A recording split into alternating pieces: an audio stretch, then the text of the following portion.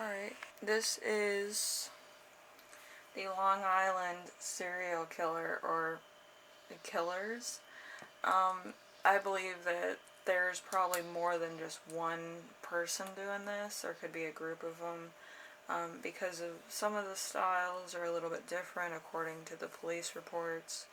And then there's been a lot of other stuff that's been deriving from this. But I kind of went into meditative state and decided, hey, let's do this. And there's some interesting things about this. This might be a 2-part series, a 3-part series. I'm not too sure yet. I'm not sure how fast I'm going to cover this. Anyway, we have my charms here. Usually I use these as gold coins.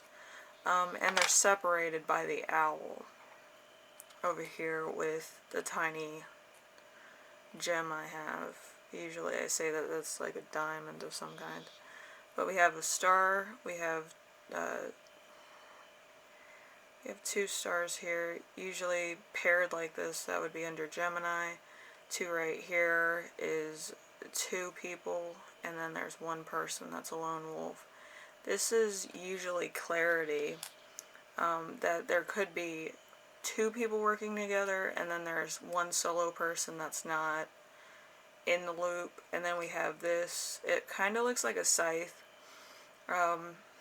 If you've ever seen the changing disc, I don't know which video game it's from, but there's a changing disc, and a lot of times the disc looks like a P or an L, or it looks like a scythe. So it would look like this, or it would look like this, depending on where the piece ends. So right now it looks like a scythe. Usually under the star signs and stuff. And this is my judgment bead.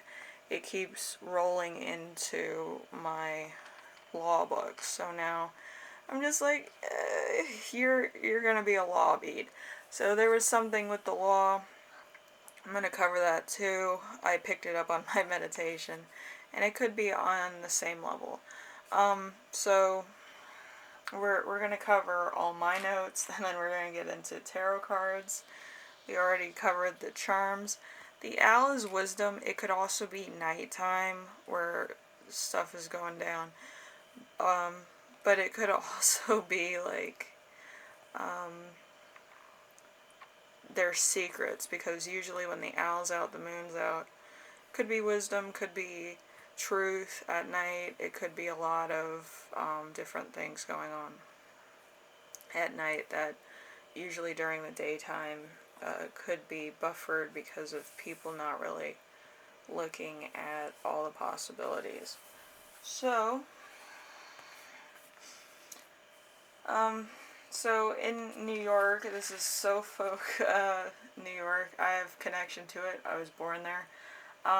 And it takes 37 minutes to go from Suffolk to the other side of the island, on like the Manhattan side, the Fire Island side.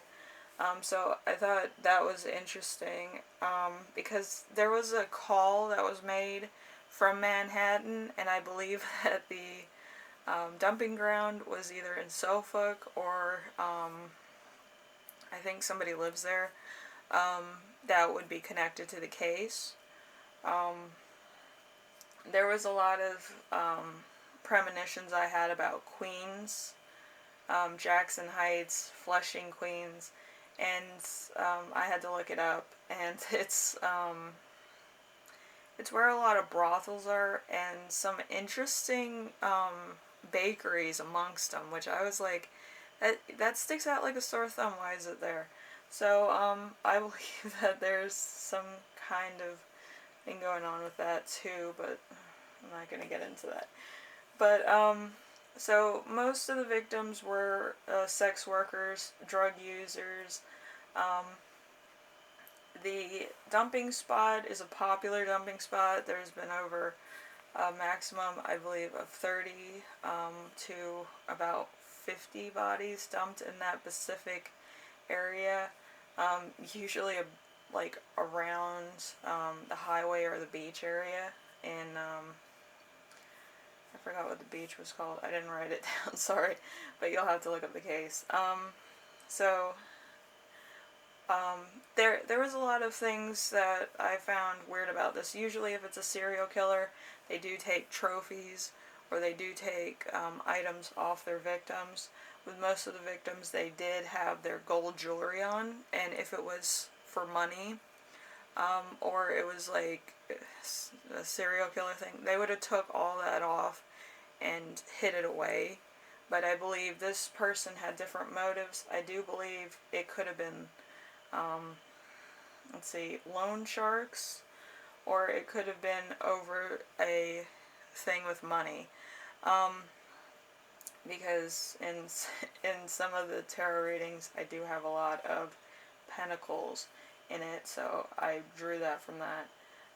Seems like it's like a mafia dealing. In 1996, I believe, there was a court case,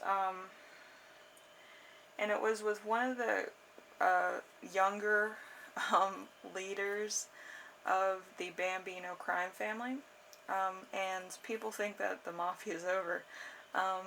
They're kind of in secret. They have street bosses and certain areas where it's just their activities.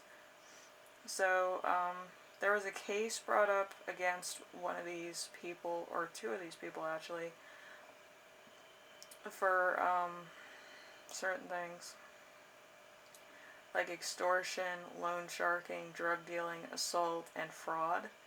And the charges came up as nothing found. The plaintiff was fearing for their life, whatever. And a quote from the case actually was, I can take whatever I wanted from whoever I wanted through intimidation, through threats, and through violence. I believe this came from the plaintiff, but it was talking about the defense. And these two people, I believe, that were put on the defense were either ex-mafia or they were like kind of still in the mafia. They believe that they were targeted because they are part of the Bambino crime family, and one of them was a Marine or in the Army, I guess, and then another one was like an accountant. So there was some stuff there, and they had connections to Queens for some reason. I don't understand that. But like I believe they're family or they're friends working Queens, or they do a lot of operations. Let's put that in quotes. Operations in Queens. So whatever the case, but they do appear in Manhattan quite a lot. They do appear in Suffolk County a lot. So while doing my little meditation, I was like, why is this any residence? So if they're acquitted of a crime, they can't be tried for it again. If they're doing any kind of loan sharking, anything with money, anything with extortion, whatever, now they can't be brought up on any of those crimes, which I was like, that's scary. That's scary beyond scary, to think about somebody just having immunity like that just out of somebody's lack of evidence. But double jeopardy is a thing in the United States, so you have to think about that. And I was like, I really feel bad for the families, because if this person is doing all this and they're kind of taking money from, I guess, prostitutes or, exotic dancers, workers, or drug dealers, it would be more like a community thing where it's a tight-knit community. If somebody leaves, I believe that they would have to bring them back because of some other kind of underlying source, maybe insurance, because some people take life insurance policies out on certain people that work with them because of either leniency or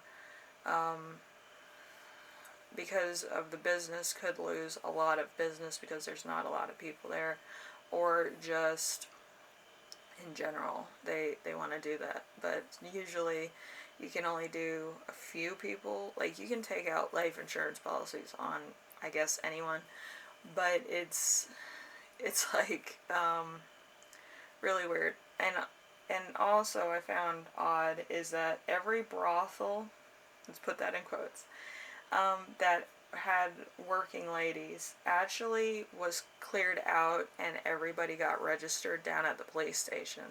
So I do believe that the police are working with these people. Um, and I was kind of like, this is getting creepier and creepier, and that's why I don't trust the police under any circumstances, because they can change their loyalty very fast. It's kind of like Animal Farm. All men are created equal, but some are more equal than others. So you kind of have to look at the underlying thing here, that there's a lot of stuff that's going on just below the surface, and they're trying to pull out evidence to throw people off so they forget about this case because of how the legal system worked out everything as far as this is concerned. Like, they can't really question somebody that's kind of out of the line of fire, and I believe a lot of these people are working in the shadows of, like, the legal thing after they were brought up on charges of extortion, fraud, loan sharking, whatever, and they know that these brothels, these ladies probably need money, because they probably do use drugs, I think, more recreational than most. So they kind of give them loans knowing that, like, they're kind of, I don't want to say it, but disposable, and then try to get equity out of them through life insurance policies, which I don't think is good, but it's kind of crazy. And I believe that's what the extortion and loan sharking was. Like, they're getting paid twice just for hiring these girls and then taking certain private things and using it to their advantage. But, what are you going to do? The world we live in is a weird one. So you just have to be aware. Not everybody is who they say they are. And a lot of people put on a false mask in order to get what they need. Put my charms back. Anyway, I will be reading the tarots, and I will be giving the shorthand also, so you kind of know what's going on.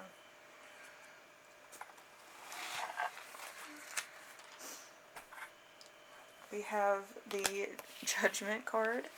So this is right after the court case. The Judgment card is hearing a call that pulls you out of the old, dead situation into a new one, often with a spiritual impact.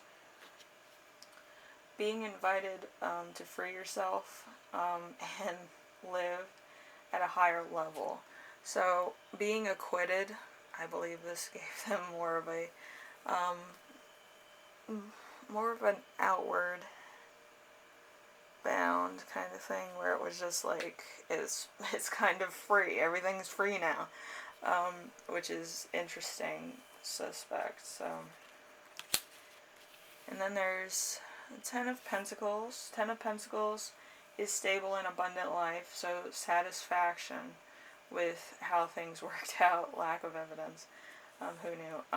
And then the Five of Pentacles in reverse, which is ignoring a severe need. So there's a lack there somewhere,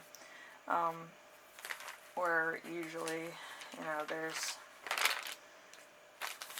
something else going on. So they had to think fast on their feet and kind of fade into the shadows. And then you have the Six of Pentacles. I'm going to put it over here. Six of Pentacles, which is giving and receiving physical resources. So there's some kind of generosity, where they're giving everybody a chance. They're kind of making it into more of like an underlying thing. And then where, like, Uncle so-and-so has money and all this. But they're trying to build up that they are the best generation, because they came after the Bambino crime family was, like, really big. I think that was in the 70s. and they're just trying to gain their stripes, I think, and, they're being generous with their relatives, being generous with the people that work with them for right now, and, just spreading everything around, so there could be more businesses and more money coming in. And then we have the Nine of Pentacles. The Nine of Pentacles is accomplishment, so there's some kind of refinement. Everything looks good on the surface, they look honorable, they look all this, and nobody would ever be like, oh, they're doing it and all this. Yeah, I just, it feels weird, and I didn't really want to, like, project it, but it's like, there's certain breadcrumbs of the situation where you're actually feeling like you're going towards the main character of this thing. There's probably about 4 people involved. Not too many, but it's still a lot. We have the Six of Pentacles, the wedding.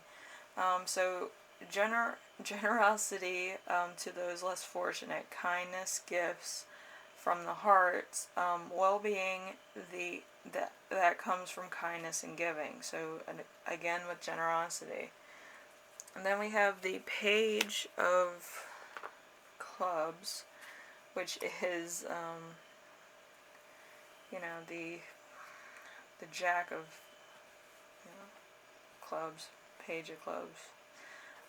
So a loyal and true person, a man who speaks well of others, a envoy, a messenger, a stranger that comes to help, intelligent, a bearer of important news, usually good. So it's a deep contemplation of this decision. Then we have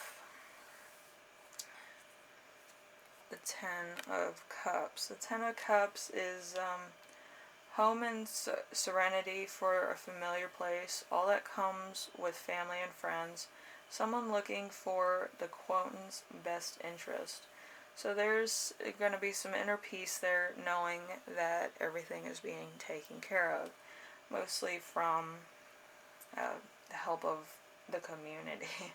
That's what I said. It was kind of like a close-knit community. It was kind of self-contained in Queens and on that Long Island circuit. So I was kind of like, I can't go home anymore. But yeah, I was just like, this is weird. But yeah, it's, I might have to do the next half in the next video, but I'll try to do as many as I can. Then we have the Six of Swords in reverse. So stagnation, a difficulty without end, a public confession, an unwanted, unwarranted proposal, a declaration. So it's an escape. It's an escape from probably how their family looked before, and this person's trying to be like mainly the best of the best. He's trying to run it better, have more money taken in, more stuff, more resources, be well liked in the community, but also run his business to a point where it's like he's very successful. If that makes sense. So there is the Queen of Swords in reverse. An evil person that cannot perceive ways other than his and her own, vengeance, malice, bigotry. So independent. So this person is kind of the street boss. It doesn't matter whose business he's going into. It's kind of, it's gonna be his. He's not really for anybody else outdoing him, is what I'm gonna say. He wants his family, his friends, his general community that helps him out to benefit. It's kind of like, you help me out, I'm gonna help you out, and kind of monopolizing the game, if you know what that means. Then we have the Ten of Clubs. The Ten of Clubs in reverse is intolerable differences, a tutor, a deceiver, selfridge, and defiable loss. So there's a lot of burdens. They could have been going through a lot of money problems at the time, a lot of things being tied up in expenses, or like businesses. Maybe one of the businesses flopped and then they're like trying to rebuild, and it could be a problem. So they're trying to find solutions to that. And then we have the Windy card. The Windy card is the King of Spades, actually. So hints of progress, completion, and expectation. It's usually an invention. So this is when a lot of old ways are done with and new ways are coming forward. Like I said, there's something with money that they developed that isn't really extortion because it's legal, and it's not really any of the other stuff that they're into. So it has to be more on stable ground, like an insurance policy or something to that effect. They have to gain back what they lost in some way, shape, or form. And it might be a little bit expensive at the moment in time, but at that point, once they paid into it a little bit, which this is where it gets like under my skin, like 2 years into this life insurance policy, all the people that they put under an insurance policy or life insurance policy started getting killed off so that they could collect, so that they could put it back into stock in their own businesses and stuff to make it like a shell company. But like some of these shell companies are actually very well reviewed by the community. So they kind of took this and then they put it over here and then they did this and then they paid back the community. Very modern day Robin Hood stuff. Which is, I'm not making a general I'm not making a general thing about, good and evil. I'm just making a statement. But it's, I don't like the police because, like, there's some points where their loyalties aren't exactly with a third party or a unsufficient party. Like, if you're coming into it as an anonymous party, they're not gonna go with you. But if you're like well known in the community and you're doing all these good things, they kind of overlook you and think, oh yeah, he would never do that, he's a good guy and all this. And they can be bought, or you can donate a lot of money to the police station, so it's kind of here and there. Anyway, I'm gonna stop with Libra, which is the Five of Diamonds, which is lack. So it's life, action, adjusting, balance of ideas. So I'm going to leave it here. Part 2 is going to come out probably tomorrow. And yeah, stay tuned for that. We're going to finish the tarot cards, and then I'm going to get down to maybe revealing who the people are that have been doing this. Well, the main people.